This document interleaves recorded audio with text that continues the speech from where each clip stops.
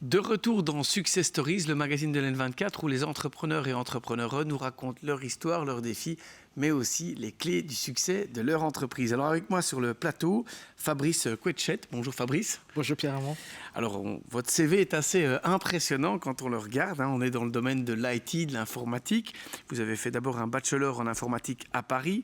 Ensuite, vous avez fait un master à Lyon, toujours en ingénierie informatique, et puis vous partez pour les États-Unis pour faire de la recherche, notamment dans le domaine de l'intelligence artificielle, avec une expertise notamment dans le traitement des images. De retour en Europe, vous collaborez avec plusieurs multinationales en qualité d'architecte solution. On sait qu'en IT, c'est une position clé. Après une dizaine d'années, vous rejoignez une grande société d'assurance en qualité de lead technique pour des produits de big data, de CRM, de cloud. On reviendra sur tous ces mots tout à l'heure. Et puis, en 2020, on va dire l'âme de l'entrepreneur prend le dessus. Là, vous fondez CRM Asset, première société de services pour accompagner les entreprises en transformation digitale dans les sujets cloud, CRM, intelligence artificielle.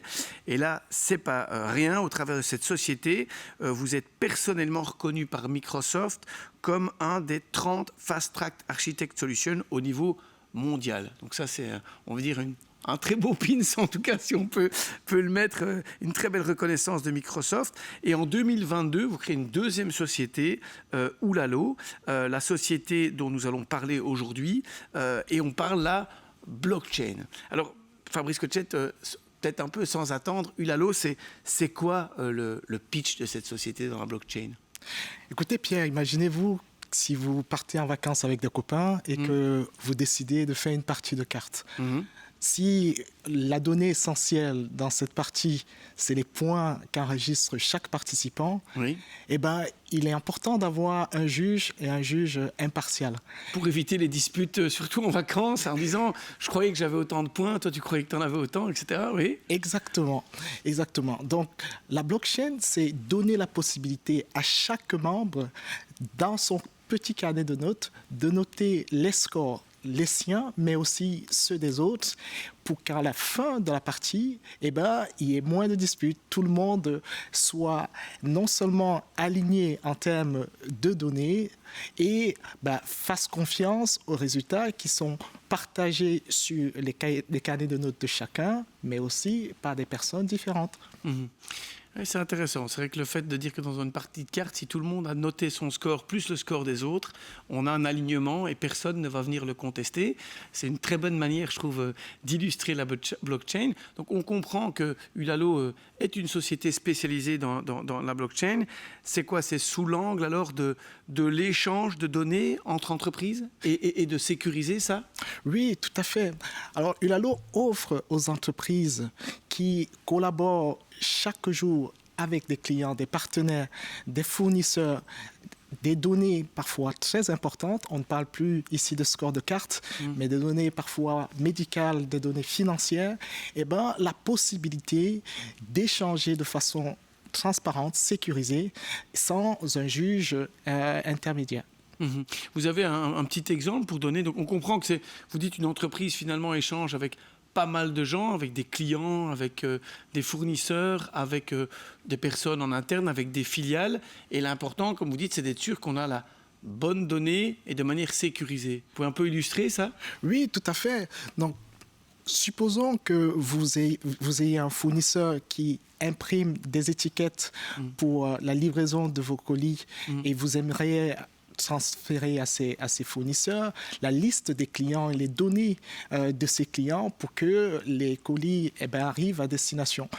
Si vous avez la possibilité de mettre à jour cette liste, de supprimer certains clients, d'ajouter de nouveaux, vous aimeriez que ces fournisseurs soient à jour de manière instantanée.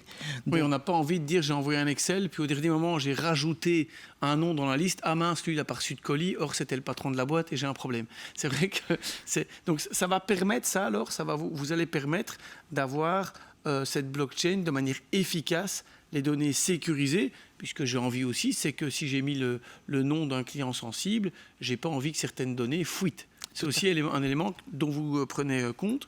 Oui, tout à fait. Donc la blockchain va permettre non seulement à chaque partie, à chaque partenaire, d'avoir accès à l'information de façon sécurisée, mais surtout de façon instantanée. Alors, c'est un exemple assez clair, relativement simple. Vous dites la livraison de colis. Pour avoir un peu creusé la boîte, vous faites des choses beaucoup plus complexes. Mais là, on voit souvent l'intelligence quand on voit dans la capacité de vulgariser avec votre exemple des cartes et de la livraison des colis. C'est intéressant.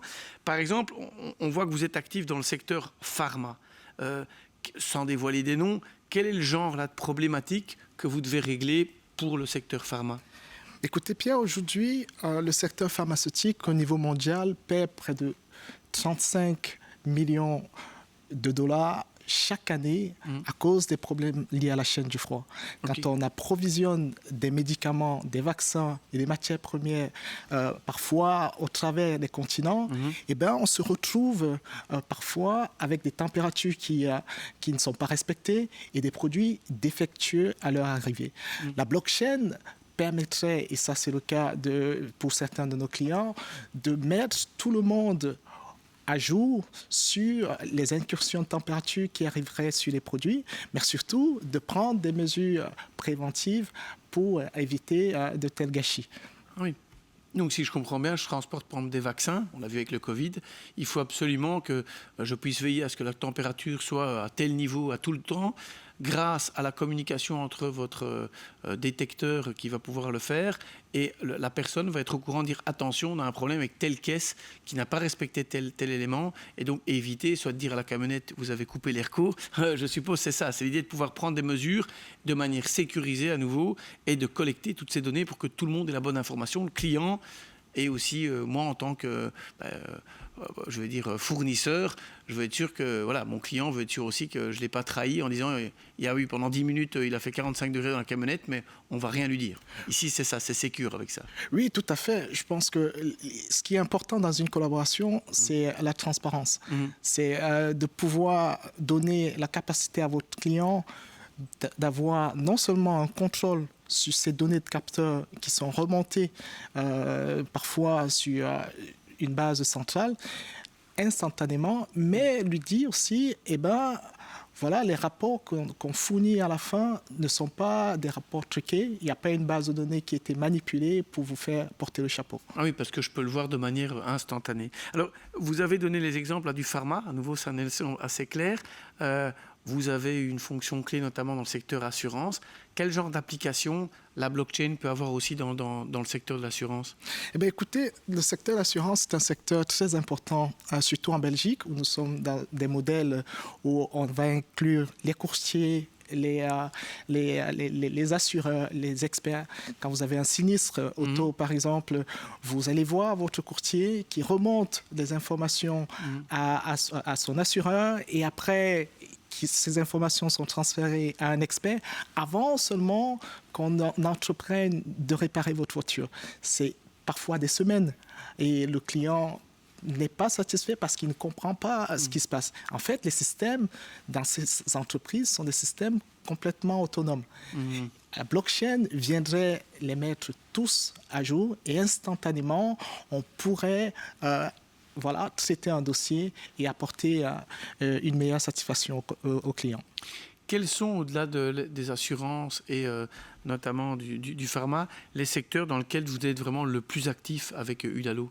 Alors, Ulalo, aujourd'hui, est très actif dans le secteur de l'assurance, notamment, mais on va toucher aussi le secteur du médical. On parle de plus en plus de donner un peu plus de souveraineté aux citoyens en permettant, par exemple, à un client d'avoir son historique médical dans un wallet dans sa poche. Si vous allez en vacances demain, par exemple, aux Philippines ou en Australie, vous pouvez consulter un médecin et lui montrer l'historique de vos examens de sang ou de vos imageries médicales et continuer votre suivi médical dans ce pays.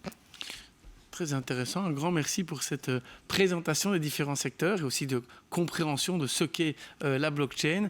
Et encore félicitations quand on voit que vous avez ce diplôme pour être parmi les 30 les plus reconnus selon Microsoft. C'est vrai que c'est assez impressionnant. Nous, on se retrouve bientôt pour d'autres success stories.